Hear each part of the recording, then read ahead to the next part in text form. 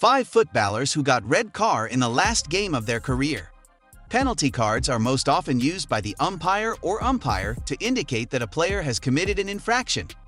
Yellow and red cards are the most common, usually warning and disqualification respectively. But in your last game, you don't plan to have one. Unfortunately, some of the football players get a red penalty card in the last game of their career.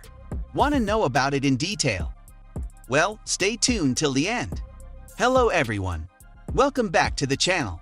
In this video, we will talk about 5 footballers who got red card in the last game of their career. Meanwhile, subscribe to this channel and press the bell icon. That being done, let's start. Mark van Bommel. Mark Peter Gertrude Andries van Bommel is a Dutch football coach and former player who played as a midfielder. He is currently the manager of Belgian side Royal Antwerp. His FIFA World Cup profile describes him as a tackling machine and expert ball winner. But he also boasts a fine array of passes and a powerful shot, having been a free kick specialist during his PSV days. From 2000 to 2012, Van Bommel was part of the Netherlands team and earned 79 caps. He was part of the teams that went to the 2006 FIFA World Cup, finished runner-up at the 2010 FIFA World Cup, and went to UEFA Euro 2012. He began managing as a youth coach and assistant to his father-in-law and former international manager Bert van Marwijk. He then managed in his own right at PSV and VfL Wolfsburg. Mark van Bommel made almost 700 club appearances, won 79 caps for the Dutch national team, and picked up 19 trophies in his career. He will undoubtedly go down as one of the best midfielders the Netherlands has ever produced. His reputation as a tough tackling, no-nonsense midfield enforcer was well known, and it is no surprise that he accumulated 141 bookings and was dismissed from the field 13 times during his 21-year career. Therefore, what happened in his final career appearance should come as no surprise. In the latter stages of his second stint at PSV Eindhoven, a 36-year-old Van Bommel was starting in his usual defensive midfield position in a tough fixture away at FC Twente. However, in the second half of the game, 2 yellow cards in 15 minutes saw the former Barcelona and AC Milan man head down the tunnel for an early shower. PSV went on to lose the game 3-1 and finished that season second in the Eredivisie, 7 points behind bitter rivals Ajax. Gerard Pique. Gerard Pique's playing career is officially over.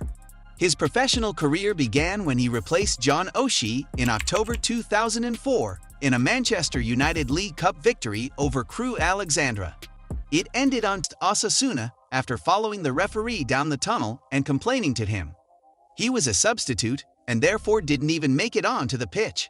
For a man that was sent off 12 times across his 18-year career, he dismissed one final time. Talk about going out in a blaze of fire. Yet Pique is not the first high-profile player to be sent off in their final game. With his antics against Osasuna, the 35-year-old joins an esteemed list of former players to see red on their final career appearance. Let us take a look at some of the other individuals that can wear this badge of shame or honor, depending on how you choose to perceive it. Jurgen Kohler. Jurgen Kohler is a World Cup-winning German footballer and manager who played as a centre-back. Since 2018, he has been in charge of the youth team of Victoria Calm.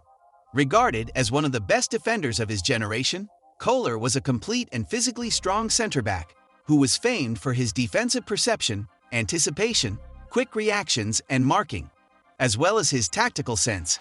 He was also known for his prowess in the air, courtesy of his height, timing, heading accuracy, and elevation, which also made him a goal threat during set pieces. Although primarily a hard tackling but fair stopper, he was also known for his composure and finesse when in possession, and his ability to play the ball out of defense, which he was able to improve as his career progressed, in particular during his time in Italy, where he showed significant technical developments. Beyond his defensive capabilities, he also stood out for his mentality, professionalism, and leadership qualities. Despite his ability as a defender, however, he also struggled with injuries throughout his career. His physical struggles occasionally limited his playing time and affected his form and consistency. Moreover, he was predominantly a right-footed player who was not particularly adept with his weaker left foot. In 2002, Jurgen Kohler was firmly into the twilight of a hugely successful 22-year career. The center-back had won 13 trophies, including a World Cup in 1990, a European Championship in 1996, the Champions League in 1997, and was named the German Footballer of the Year in 1997. In his final game, the 36-year-old was starting at the heart of the Borussia Dortmund defense in the 2002 UEFA Cup final against Feyenoord in Rotterdam.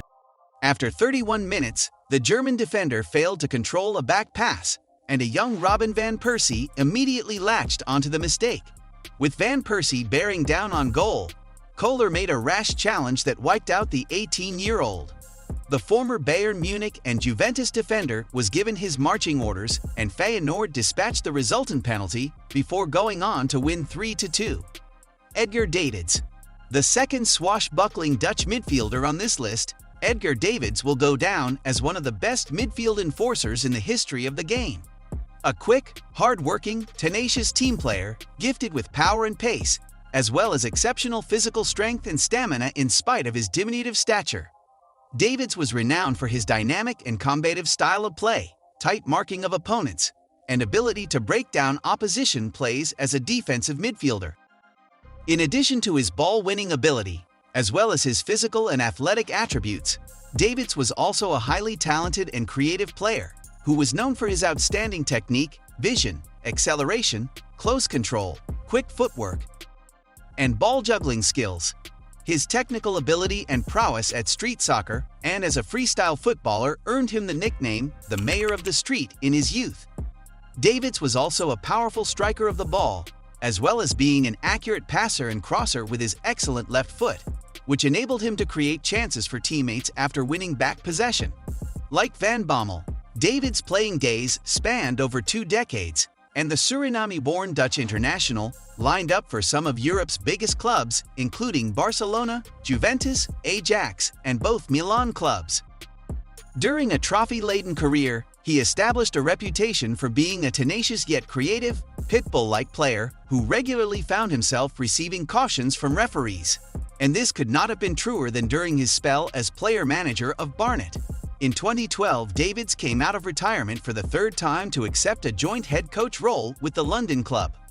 During his spell there, he made 38 appearances and was sent off 5 times, with his 5th dismissal coming in his final game. During a National League fixture against Salisbury City in December 2013, the 40-year-old Davids received a second booking late in the second half after an altercation with Angus MacDonald.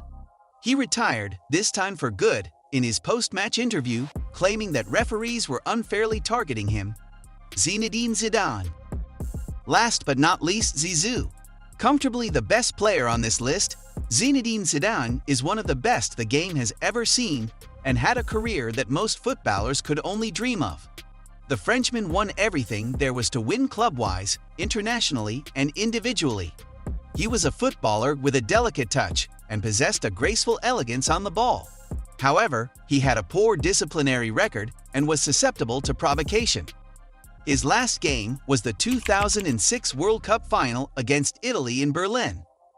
With the game tied at 1-1 and 10 minutes of extra time remaining, Zidane, an Italian defender, Marco Materazzi, traded words before Zidane plunged his head into the Italian defender's chest, sending him crashing to the floor.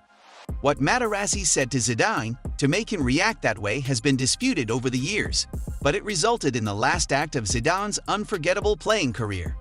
His final moments will never be forgotten. So what are your thoughts on this?